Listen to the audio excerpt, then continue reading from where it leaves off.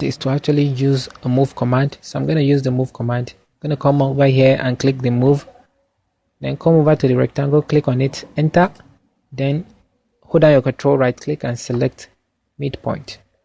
Now from here, come over to the center over here or the midpoint, click, then move down. Make sure your auto is on. If your auto is not on, then you won't be able to get straight movement. Okay, make sure your auto is on. If it's not on, come over here and switch it on. This is the auto icon, or you can type, or you can just click on F8 from your keyboard. Now move it down and click 10 for your distance, enter that.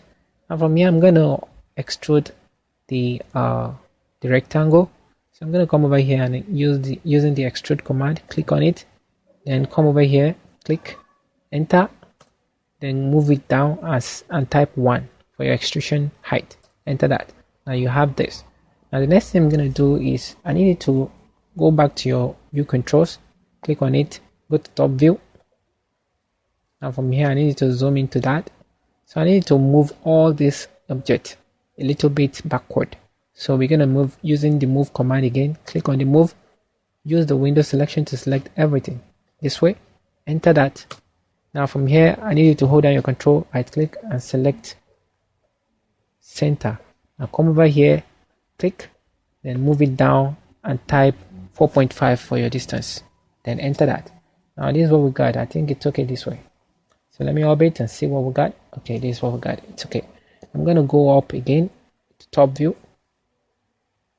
This time around I'm going to be adding tube to my swimming pool. By default, this is what you will see. You'll be seeing a box. So come over to the modeling panel. Under this box, click this arrow, then you select torus. Or better still, you can just type torus directly from your keyboard as the shortcut. Enter that. Now come over here, click, specify 9 as your radius. Now specify 2 as your tube radius. That's it. Now I think it's okay this way. Now I'm going to go back to my right view. From my view controls, go back to right view. Now what we want to do now is, this is actually the top of the water object, right? So I'm going to make sure this water object is actually, the torus is actually like midpoint of the water object. Okay, as of now it's actually above the water, so we want to make sure part of the torus is inside the water and part is outside the water. Okay, so I'm going to use the move command again, but this time around I'm going to orbit. So I will use the line the way we did earlier. I'm going to use line to make sure to guide me so that I will see the center point. Okay, so I'm going to use line command, click on line, hold down control, right click and select midpoint. So from here I'll come over here, the water object, I'll click, then I'll drag. Make sure your auto is on. Just drag and make sure you click somewhere here. Just click, or you specify a distance of 100, then enter that, escape. Now from here we can move this torus downward. Okay, so the way to do it is I'm going to use move from the modify panel. I will use move from the modify panel, move. I'll move this torus, enter. Now I'm going to move it from the center. I'll click on the center. Now I'll just come over here. As you can see, it's actually asking me to click. I can actually click over here. That's where I'm snapping it. So that's it. I'm going to delete this line. I don't really need it anymore. So it's actually, part of it is actually in the water right now. So I'm going to go back to my right view to view that. As you can see, part of it is in water, part of it is above the water. So I'm going to go back to my southwest isometric, zoom into it, then orbit.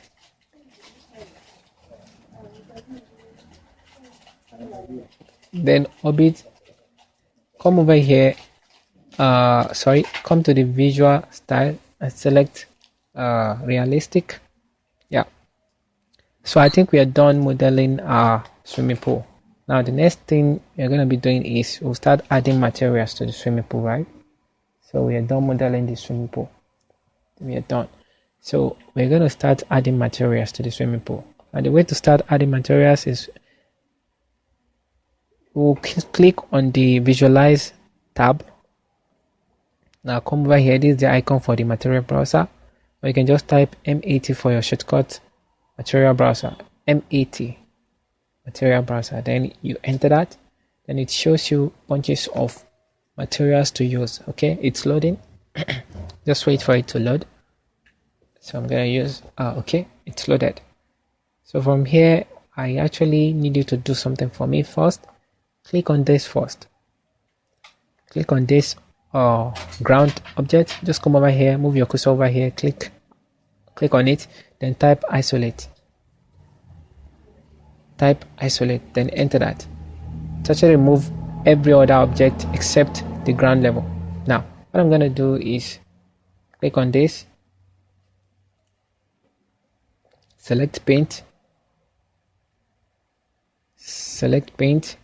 then come over to white, click this arrow that says add material to document. Okay, now from this, hold the white, drag into this area. Now you're dragging, don't release yet. Click on your control, then release. Okay, do the same for the other four sides. For the other three sides with the ground over here. So control, then release. Click, drag, control, hold down your control, then release.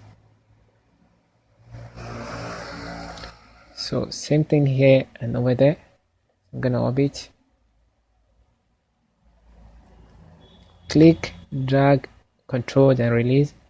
Click, drag, control, then release.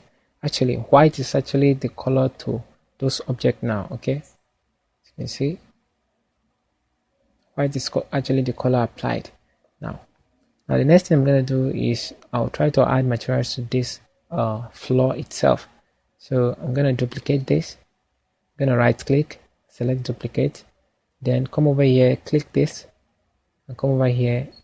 You can select this to say my mat for the material rename. Okay, right click, select edit. Now from here I need to click this image, this area. Now it will load up. I'm going to share this some of these materials with you, so it will load up. Let's select a material over here I'm going to use. So I'm going to share these materials with you later. I'm going to share these materials with you, so don't worry, you will be able to use them. Let me see. So I'm going to select this. So you can actually select any material of your choice. Okay, so for me, I'm going to select this. So now open. So you can see this is what I got. Now I'm going to apply it directly on my ground for now. Maybe later I'll come back to change the size. So I'm going to apply it, as you can see. Okay, let me just Ctrl Z. Before I apply it, you need to click on your control before applying it. Okay, click on your control so that it will not affect this area. Okay, so I'm going to edit again because it's too large. I'm going to edit again. I'm going to come over here, click, and say edit image. Now from here it's 12 inch, right? I'm going to click this and I'll be able to select this and I'll type 2.5, then enter that. As you can see, it's very reduced now. Now I can close that and also close this. As you can see, they are all reduced. Now I'm going to type on isolate on my keyboard. On isolate on my keyboard to bring back the other objects. Now come over here again, click this, select liquid, and from here I need to scroll down, select indoor pool. Click this to add indoor pool.